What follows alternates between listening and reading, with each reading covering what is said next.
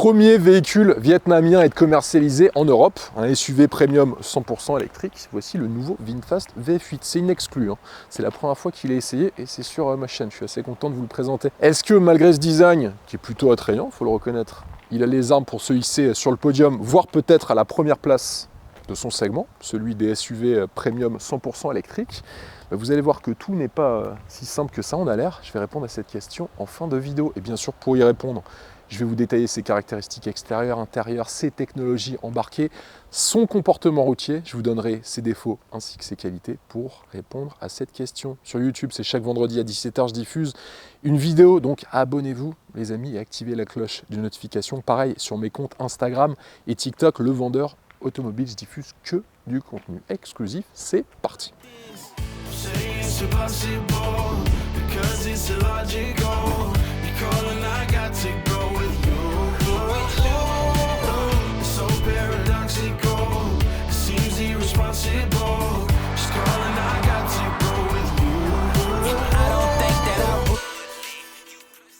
J'ai l'habitude de vous présenter des offres en location longue durée intéressantes, hein, vous le savez, pour les professionnels très souvent, mais là c'est pour les particuliers. Donc le VF8 en finition éco, en location avec option d'achat sur 48 mois, 40 000 km, avec un premier loyer majoré de 8 450 €, il sort à exactement 499 € par mois. Donc si ça vous intéresse d'avoir plus d'informations et de bénéficier de cette offre, je vous ai mis un lien en description de la vidéo. Cliquez sur le lien, remplissez le formulaire jusqu'au bout et ensuite vous serez recontacté rapidement. La marque VinFast, c'est donc un constructeur vietnamien qui commercialise des voitures pour l'Europe. Il y a eu en 2021 les lancements officiels des versions VF8 et VF9 et en 2022, les VF6 et VF7 ont été présentés. Il faut savoir que l'usine de fabrication, elle est à Haiphong, au Vietnam, hein. Tout est fait là-bas. Il y a une usine d'ailleurs qui est gigantesque, il y a beaucoup de photos qui circulent sur internet. Et il a l'ambition, bien sûr, d'arriver sur l'Europe avec ses versions électriques. Alors c'est vrai que le segment est aujourd'hui hyper prisé, hein, puisque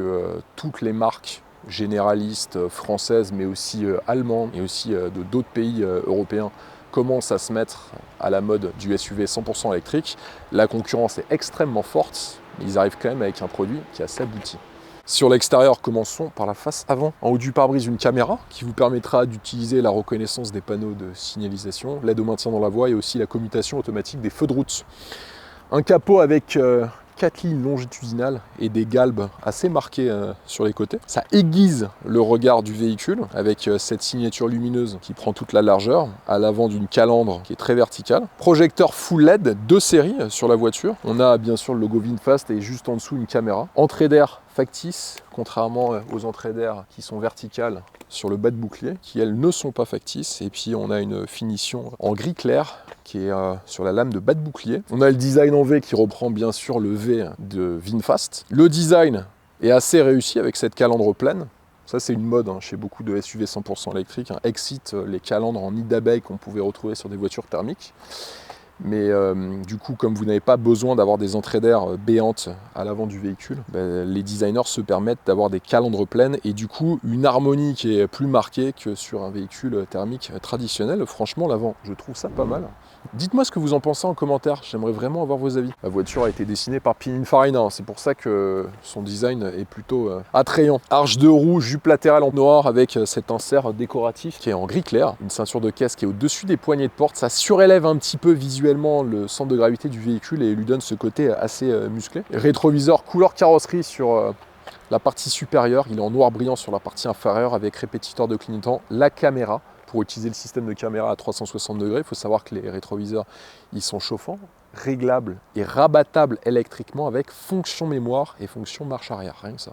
La partie inférieure des fenêtres est en noir et vous avez la partie supérieure qui est chromée. On a une voiture avec un empattement assez conséquent puisque c'est une voiture qui est habitable. Vous allez voir d'ici quelques minutes quand je vais vous présenter l'intérieur. Avec 2,95 m d'empattement et une garde au sol de 17,5 cm, ce qui est dans la fourchette moyenne de son segment. Concernant les jantes, 19 pouces sur la finition Eco et sur la finition Plus que je vous présente, là elles sont bicolores et elles font une taille de 20 pouces. Et concernant les teintes de carrosserie, il y en a 8, dont ce orange. Alors, personnellement, c'est vraiment pas la couleur que j'aurais choisie, je vous le dis tout de suite. Je suis plus noir à la limite ou un gris anthracite. Mais vous inquiétez pas, bien sûr, il y a des couleurs plus conventionnelles qui sont proposées sur le site de VinFast. Sur la batterie, plusieurs choses. Alors déjà, vous l'ouvrez à l'avant gauche du véhicule. Il y a une batterie lithium-ion de 87,7 kWh avec une puissance de recharge de 200 kW. Donc sur une borne de recharge à haute performance, vous passerez de 10 à 70% en environ 30 minutes, comme les bornes Unity par exemple. Et au niveau de l'autonomie, elle est annoncée par le constructeur vietnamien à 471 km avec la finition Eco et 447 km en finition Plus, ce qui est plutôt pas mal. On est loin des autonomies qu'on retrouvait sur des SUV 100% électriques de 250-300 km il y a quelques temps. Aujourd'hui, les constructeurs ont bien compris, que ce soit des constructeurs européens mais aussi extra-européens, que ces véhicules devaient être utilisés au quotidien et donc proposer des autonomies qui vous permettraient non seulement d'utiliser vos trajets quotidiens, mais aussi de partir en week-end et partir en vacances avec des autonomies comme ça, forcément, vous pouvez y arriver. Antenne requin et béquet arrière en couleur carrosserie avec l'intégration du troisième feu stop. Une bonne chose, ça je vous le dis souvent, je ne sais pas pourquoi les constructeurs ne le font pas, l'essuie-glace est caché sous ce béquet. Donc c'est plutôt harmonieux en termes de design. Et beaucoup de constructeurs s'amusent à mettre l'essuie-glace ici, ce qui est complètement moche. Donc ça c'est une bonne chose. Encadrement de la lunette arrière en noir brillant. On a la signature lumineuse qui est reprise avec cette forme en V sur la partie arrière. Feu arrière full LED. Monogramme VinFast. On a bien sûr la caméra qui est au-dessus du support de plaque et qui vous permet d'utiliser ce fameux système de caméra à 360 degrés. Et ensuite, un bas de bouclier qui mixe du plastique noir et aussi cet élément en gris clair et en couleur carrosserie tout en bas. Il faut savoir qu'il y a un dispositif d'attelage qui est proposé chez VinFast en option qui vous permettra de tracter en non freiné 750 kg et en freiné 1,8 tonne. Le design avec ces petits éléments verticaux, moi je trouve que ça lui donne un côté un petit peu sportif. On a, qu'on le veuille ou non, des lignes harmonieuse, comme je vous le disais sur la face avant. Après, c'est très subjectif. Moi, par exemple, sur cette voiture, ce que je n'aime pas, c'est la couleur. Clairement, moi, je ne le prendrais pas en orange. Mais après, ça, les goûts et les couleurs, ça varie d'un individu à l'autre. Après, sur le design, moi, j'aime beaucoup la partie arrière, plus que la partie avant. Je trouve qu'il y a un bon équilibre entre dessin dynamique, ligne dynamique, et puis aussi des formes très adoucies et rondes, comme la partie du haillon, le haut avec le béquet et aussi le bas de bouclier. Et je trouve qu'ils ont réussi à trouver un bon équilibre entre élégance et sportivité. Et visuellement, c'est ce qui marche aujourd'hui en 2023. Dans le coffre, on a l'ouverture et la fermeture du haillon avec fonction main libre, qui est 2 séries sur la finition Plus. Et là, vous aurez 373 litres d'espace, qui n'est pas très grand en soi, mais vous avez un coffre avant avec une capacité de 78 litres. Donc au final, c'est plutôt correct. Et si vous baissez la banquette arrière, à l'arrière, vous pourrez avoir jusqu'à 1373 litres d'espace. Sous le plancher du coffre, on a pas mal de rangements disponibles. Et puis vous avez votre sac avec vos câbles de recharge qui est juste ici. Sur ces dimensions, 4,75 m en longueur, 1,93 m en largeur, il est plutôt large, hors rétroviseur, et 1,67 m en hauteur. Là aussi, on est dans la fourchette moyenne de sa catégorie. Et sur son poids, 2,5 tonnes, à vide sur la balance. Bien sûr, le poids est largement impacté par les batteries, qui pèsent plusieurs centaines de kilos sur un SUV 100% électrique. Sous le capot, pas de moteur. Là, vous avez un rangement. En fait, il y a 2 moteurs synchrones à aimant permanent, un à l'avant et un à l'arrière. Sur la version Eco, vous avez 353 chevaux de puissance combinés et 500 Nm de couple. Et sur la version Plus que j'essaye, là, c'est 408 chevaux pour 620 Nm de couple. 408 chevaux, pour ceux à qui ça ne parle pas, c'est la puissance d'une Porsche 911 type 993 turbo des années 90. Et niveau performance, c'est pas mal puisque la version Eco, c'est 5,9 secondes de 0 à 100 et la version Plus, c'est 5,5 secondes de 0 à 100 avec, dans les deux versions, une vitesse max de 200 km/h, donc plutôt honorable pour un SUV 100% électrique. Sur son prix, en Eco, c'est 50 990 €. Et si vous optez pour la version que je vous présente dans cette vidéo, là c'est la version Plus, c'est 59 390 €. Alors bien sûr, c'est un véhicule 100% électrique, donc 0 g de CO2 émis par kilomètre. Mais pour autant, vous ne bénéficiez pas de bonus écologique puisque la voiture coûte plus de 47 000 €. Et de toute façon, même si elle avait coûté moins de 47 000 €, elle pèse plus de 2,4 tonnes, donc pas de bonus écologique possible. Et la bonne chose sur cette voiture, ça c'est plutôt rare, il y a certains constructeurs asiatiques qui avaient déjà lancé cette dynamique. La voiture, écoutez bien, elle est garantie 10 ans ou 200 000 km. Ça par contre, c'est vraiment un gros plus. Je pense qu'il y a beaucoup d'acheteurs qui sont très sensibles à ça. Moi, à titre personnel, j'achète souvent des voitures neuves. Et c'est vrai que quand une voiture est garantie, c'est un plus pour la revente, mais aussi c'est un confort lorsque vous êtes propriétaire du véhicule en cas de problème. Et quand un constructeur vous propose un véhicule garanti 10 ans, ça c'est un très bon argument de vente. Passons maintenant à l'intérieur avec les places arrière. J'ai réglé le siège avant pour ma taille. Vous pouvez le constater. Alors la bonne chose, c'est que on se sent en hauteur par rapport au siège avant. Et ils ont pour le coup pas trop été baissés. Donc c'est agréable lorsqu'on est aux places arrière. On a une sensation de visibilité sur la partie avant qui est hyper agréable. Au niveau de la taille, moi je fais 1m88, je vous le rappelle. Mais regardez la garde-toit, elle est bonne. De la place au niveau des coudes. Alors c'est sûr, ce sera confortable pour 4 adultes, donc 2 adultes à l'arrière. Pour une 5e personne, le problème, c'est d'une part la largeur et d'autre part, bien sûr, une présence assez significative du tunnel central. Ça, c'est un petit peu dommage. Sellerie en simili-cuir, qui est 2 séries sur la finition plus. Il faut savoir que vous avez comme couleur disponible le noir, le bleu, le beige et aussi le marron. Un accoudoir central assez large avec 2 porte-gobelets qui sont disponibles. Il y a aussi une chose qui est pas mal, en apport de lumière, on a des vitres de custode juste ici. Et en plus, on a ce toit panoramique qui est 2 séries sur la version plus, qui apporte un puits de lumière assez considérable. Parce que lorsque vous êtes dans l'habitacle, on a un habitacle qui est assez sombre, avec un ciel de pavillon qui est anthracite, comme toutes les garnitures dans l'habitacle du véhicule. Poches aumônières sont présentes aussi en termes de rangement. On a 2 bus d'aération orientables, avec 2 prises USB-A et une prise USB-C. Au niveau de l'assise, elle est assez ferme. Après ça, on aime, on n'aime pas. La bonne chose, c'est que le bas du dossier est rembourré. Donc au niveau lombaire, on est assez bien maintenu. Sur les contreportes, je vais me décaler, la voiture est grande quand même. Alors, contreporte avec des éléments qui sont plutôt valorisants pour la voiture, puisque à ce niveau de gamme, quasi l'intégralité de ses concurrentes présentent des panneaux de porte à l'arrière qui sont en plastique dur, notamment sur les parties supérieures. Souvent, ce que font les constructeurs, ils mettent les parties supérieures des contreportes arrière en dur à l'arrière et à l'avant ils mettent du plastique moussé. On est directement sur du plastique moussé. Bon, en revanche, la partie centrale est en plastique dur, tout comme la partie basse. Mais on a des éléments de commande, d'ouverture et fermeture des fenêtres latérales qui là aussi sont assez valorisants. Même constat sur les contreportes à l'avant, partie supérieure en plastique moussé, partie centrale et basse là en plastique dur. Ça c'est un petit peu dommage. Système audio, 8 haut-parleurs sur Eco, 10 haut-parleurs et un subwoofer sur la finition plus. Et les sièges avant sur plus. Alors il y a pas mal de choses à vous dire là-dessus. Côté conducteur, siège réglable sur 12 positions avec fonction mémoire. Et passager, il est réglable sur 10 positions. Ils sont chauffants de série et ventilés sur plus. D'ailleurs, tout comme les sièges arrière.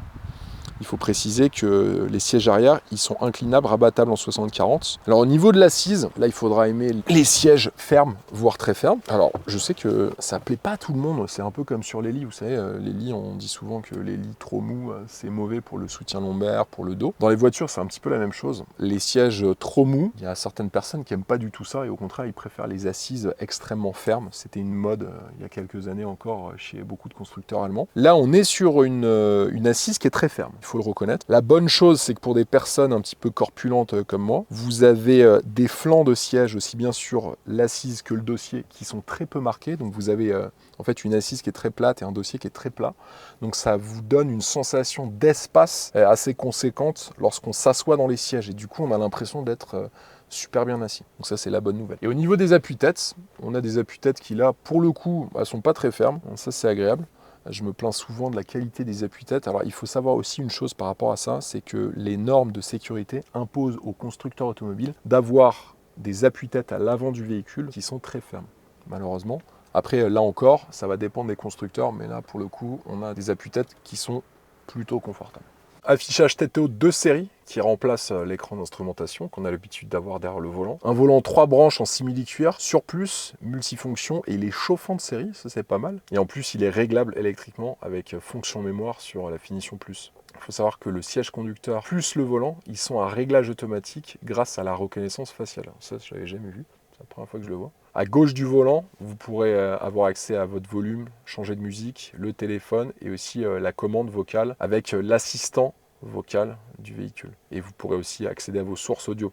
Et à droite du volant, on a les aides à la conduite. Il faut savoir qu'il y a plein d'aides à la conduite de série dans le véhicule. L'assistant d'embouteillage avec régulateur de vitesse adaptatif, l'aide au maintien dans la voie grâce à la caméra que je vous ai montré tout à l'heure. Vous avez la reconnaissance des panneaux de signalisation, l'adaptation intelligente de la vitesse, l'avertissement de collision frontale avec le freinage d'urgence automatique, l'alerte de circulation transversale arrière, la détection d'angle mort et aussi l'avertisseur d'ouverture de porte arrière. Là, en termes de sécurité, vous êtes servi. Une planche de bord en simili-cuir avec des surpiqûres contrastées de couleur claire. On a un écran d'infodivertissement qui est tactile de 15,6 pouces qui inclut la navigation qui regroupe tous les réglages du véhicule.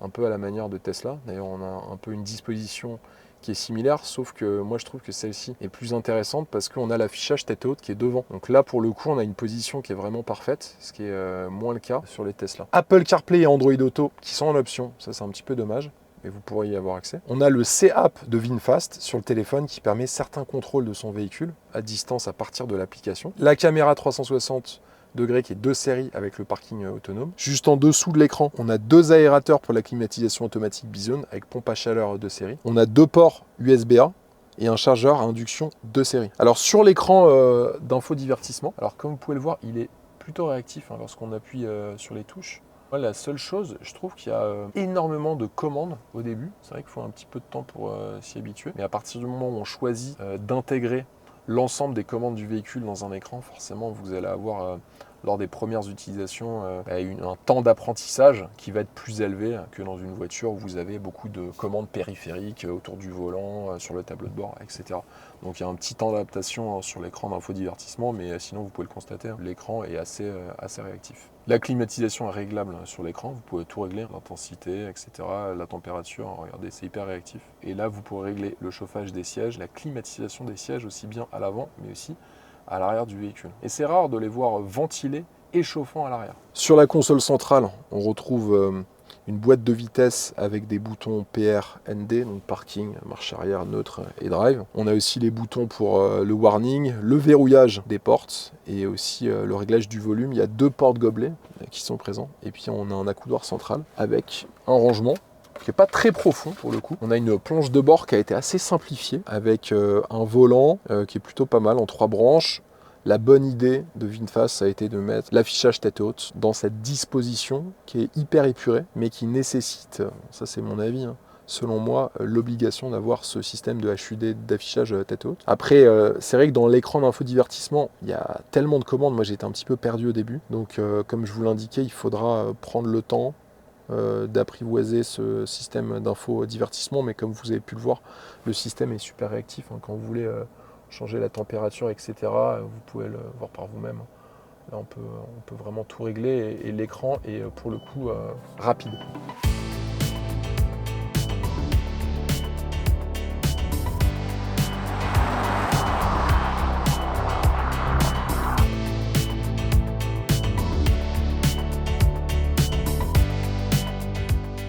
Place maintenant à l'essai routier. Je vais commencer par vous parler de ses suspensions. Alors suspension assez ferme, je dois l'avouer. Alors ça c'est normal sur beaucoup de voitures électriques, vu qu'il y a du poids avec la présence des batteries. C'est plusieurs centaines de kilos une batterie de voiture électrique. Forcément vous ne pouvez pas avoir des suspensions souples comme sur une voiture thermique qui peut peser 1,2 tonne par exemple. Là on est sur 2,5 tonnes à vide, tout de même. Suspension ferme, et moi ce que j'aime bien avec ce type de réglage de suspension, c'est que quand vous êtes dans le sinueux, là par exemple, la voiture elle vire quasi à plat. On va voir si elle part au plan. Ouais, elle part. Donc là j'essaye en fait de tester avec un léger coup de frein. C'est ce que vous faites lorsque vous voulez lancer des voitures en dérive en rallye.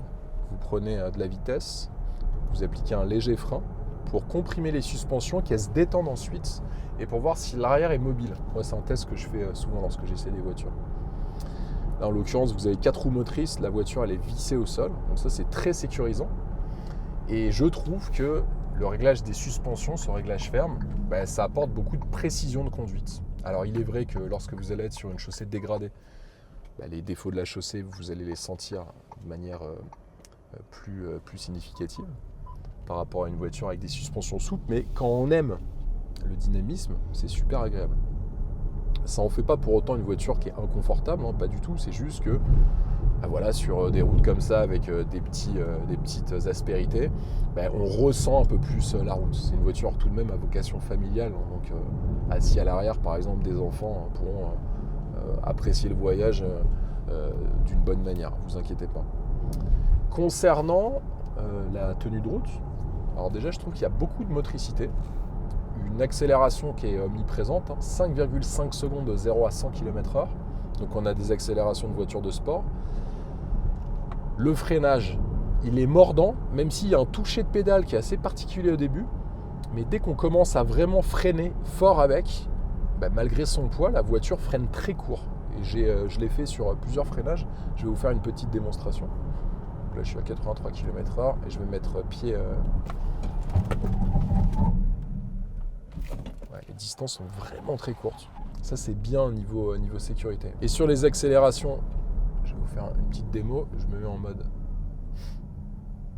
sport. Et on va accélérer à fond.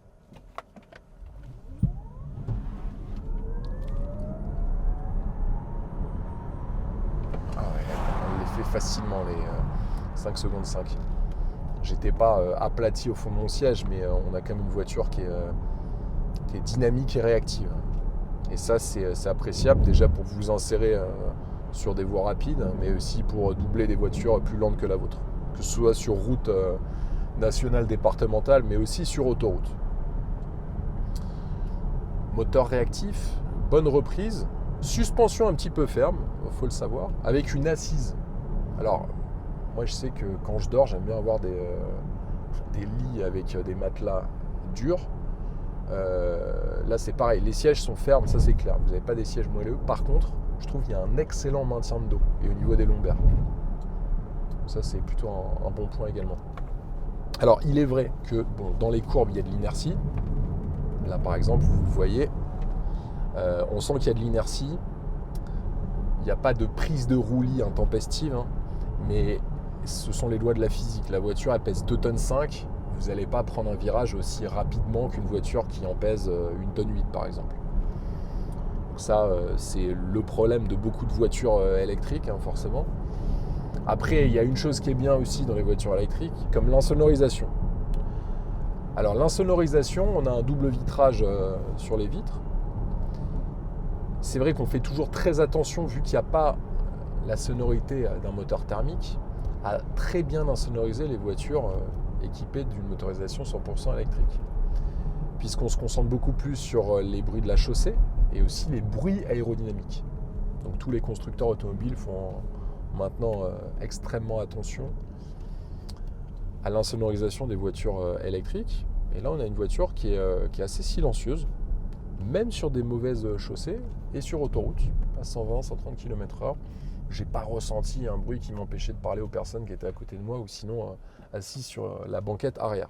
On n'a pas moins de 3 modes de conduite. Il y a éco, normal et sport. Donc j'ai conduit en éco la plupart du temps. Alors c'est marrant parce que vous avez des voitures électriques dans lesquelles, lorsque vous passez en mode éco, vous sentez quasi la moitié de la puissance. Et en mode sport, vous avez toute la puissance de disponible. Là, c'est pas le cas. Vous pouvez vous mettre en mode drive mode éco. Et lorsque j'appuie, la voiture elle réagit super bien. Ça c'est pas mal parce que souvent du coup il y a certains modèles de voitures électriques, quand je les essaye, je suis obligé de me mettre en mode sport tout le temps pendant l'essai parce que j'ai l'impression d'être bridé en termes de puissance. Alors que là en mode éco, vous n'êtes pas trop bridé. Donc les modes de conduite sont pas trop marqués du coup. J'ai pas senti une grosse différence. Juste que forcément en mode éco vous allez privilégier une conduite qui va accentuer le maintien de la charge de la batterie. Et vous avez aussi la régénération au freinage que vous pouvez régler sur 2 niveaux. Vous avez pu voir, il y a un très bon rayon de braquage dans la voiture. Ça c'est plutôt pas mal dans les espaces étroits. Le niveau de régénération au freinage, il vous permet justement de conserver une autonomie plus grande que si vous ne mettez pas de régénération au freinage. Mon seul petit bémol, vous le savez sans doute, c'est que vous avez cette sensation de freinage du véhicule lorsque vous êtes sur la position la plus haute de la régénération. Sur les aides à la conduite, alors il y en a beaucoup, comme je vous ai listé tout à l'heure quand je vous ai présenté l'instrumentation. Seul petit bémol, ça c'est le cas chez VinFast mais aussi chez d'autres constructeurs, lorsque vous avez énormément d'aides à la conduite, il y en a certaines qui peuvent s'avérer intrusives à la conduite. Donc moi ce que je fais, je vais dans l'infodivertissement du véhicule et puis je déconnecte notamment le lane assist. Parce que là, à chaque fois que j'étais sur une route comme ça et que je m'approchais de la ligne centrale, pour votre sécurité, il vous dit de vous remettre au milieu de la voie de droite. Mais forcément, quand il n'y a personne, vous avez une tendance à vous approcher de la ligne du milieu. Et là, à chaque fois, vous entendez un signal sonore qui vient vous rappeler à l'ordre. Bon, c'est un petit peu embêtant, donc du coup, je l'ai déconnecté. Bon, rien de dérangeant outre mesure. mais il faut tout de même le noter. Donc sur la route, le bilan, voiture à inertie, une voiture quand même lourde, donc vous n'allez pas prendre des virages à des vitesses inconsidérées avec de l'efficacité, mais c'est le cas sur beaucoup de voitures électriques malheureusement. Le poids des batteries est encore un élément qui joue en la défaveur du dynamisme des voitures électriques. La bonne chose, c'est que les batteries étant positionnées assez bas, vous avez une bonne répartition des masses. Donc malgré ce poids, il faut reconnaître que pour une voiture de 2,5 tonnes, elle est plutôt agile, toute proportion gardée encore une fois, mais elle est plutôt agile par rapport à son poids. Il y a des bonnes accélérations et un freinage qui est efficace.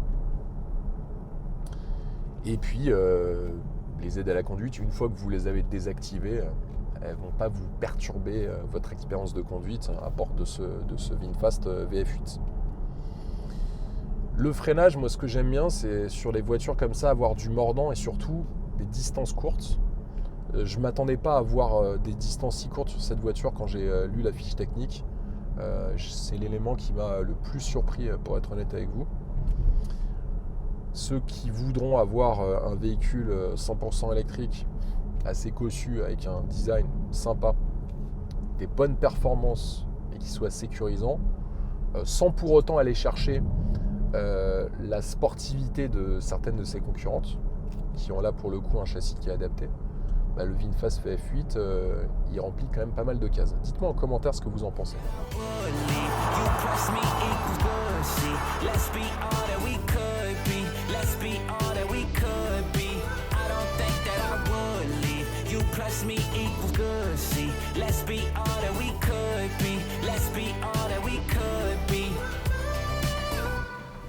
Il faut maintenant conclure l'essai de ce VinFast VF8. Alors, ce que j'ai retenu parmi ses défauts, on a un coffre qui est assez restreint, une voiture qui est lourde, 2,5 tonnes à vide, et pas d'Android Auto ou d'Apple CarPlay de série. Il faudra piocher dans la liste des options. Dommage. Parmi ses qualités, un moteur puissant et coupleux, bon rapport prix-équipement, et puis surtout une garantie 10 ans, 200 000 km. Alors là, pour le coup, je pense que rien que sur ça, il va faire la différence par rapport à pas mal de ses concurrents. Est-ce que pour autant, il a des chances de se hisser à la première place du segment assez convoité en 2023 des SUV premium 100% électriques? Alors il y a, selon moi, 4 critères à prendre en compte en le comparant à ses concurrents. Déjà, le premier, le design. Bon, il a été dessiné par Pininfarina. On aime ou on n'aime pas, mais difficile d'affirmer que le véhicule est raté esthétiquement. Moi, je le trouve plutôt pas mal. Je préfère l'arrière du véhicule, je la trouve vraiment très bien dessinée. Il y a des beaux galbes, un beau dessin, c'est bien équilibré. À titre personnel, je le préfère au BMW iX1, au Mercedes EQA et au Tesla Model Y et à l'Audi Q4 e-tron, décidément les Allemands essentiellement, et puis Tesla. Mais par contre, je préfère le Hyundai Ioniq 5, le Kia EV6 ou le Mustang Mach-E. En termes de design, voilà. Bon, après, c'est les goûts et les couleurs de chacun, ça n'engage que vous, c'est assez subjectif. Deuxième élément, moins subjectif, le moteur. 353 chevaux en version de base, et avec la version que je vous ai présentée, c'est 408 chevaux. Donc là, c'est plus que tous ses concurrents, excepté le Tesla Model Y grande autonomie, parce que le propulsion, il fait que 300 chevaux, mais comme il n'y a que les roues arrière qui sont motrices sur la Tesla, là, vous avez une transmission intégrale, donc il faut le comparer à la version grande autonomie. Donc niveau puissance et même accélération, il est vraiment clairement dans le haut du panier. Ça, c'est assez factuel. Sur l'autonomie, il a jusqu'à 471 km d'autonomie. Donc, c'est à peu près similaire au BMW iX1 et au Tesla Model Y propulsion. Je reviens encore sur lui. En revanche, c'est un petit peu moins que tous ses autres concurrents. Que ce soit les Allemands, mais aussi les Américains avec le Ford Mustang Mach-E et aussi le Tesla Model Y grande autonomie cette fois-ci. Et en termes de prix, là, il se positionne bien selon moi en rapport prix-équipement, puisqu'il est à 50 990 en version Eco. Donc c'est moins cher que les marques allemandes. C'est un petit peu plus cher que le Kia EV6, que le Hyundai Ioniq 5 et que le Tesla Model Y propulsion. Mais là encore une fois, si je le compare au Tesla Model Y grande autonomie, celui-ci est plus intéressant, puisque le Tesla Model Y grande autonomie fait 52 990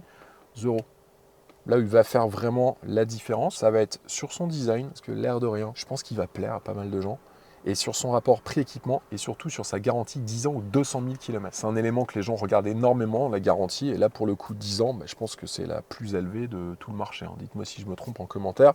Et aussi en commentaire, j'aimerais vraiment que vous me donniez votre avis sur cette voiture. Est-ce que vous seriez prêt à signer le chèque de ce SUV 100% électrique. C'est une marque qui est très nouvelle, c'est toujours plus difficile pour un nouvel arrivant de se faire une place dans le marché, mais il arrive, et ce de manière factuelle, hein, si je mets de côté le design, moi c'est pas mon préféré en termes de design, comme je vous l'expliquais, mais il arrive quand même avec une offre qui est assez complète, un produit qui est bien fini, qui sur le papier en tout cas en apporte beaucoup, et sur la route, comme vous avez pu le constater, est assez intéressant. Est-ce que pour autant il va vraiment prendre la première place? La première année, ça va peut-être être un petit peu difficile parce qu'il y a une concurrence qui est très aiguisée, aussi bien chez les Allemands que chez les Américains. Il en a en tout cas sur le papier toutes les qualités. On verra si à la fin de l'année 2023, il a réussi à faire sa place. Je vous rappelle qu'il est disponible pour les particuliers en location avec option d'achat. Donc si ça vous intéresse, vous cliquez sur le lien en description de la vidéo et vous remplissez le formulaire. Sur YouTube, c'est chaque vendredi à 17h, je présente un essai détaillé, donc abonnez-vous.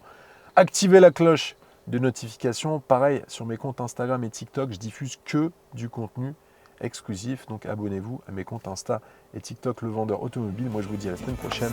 Allez, ciao.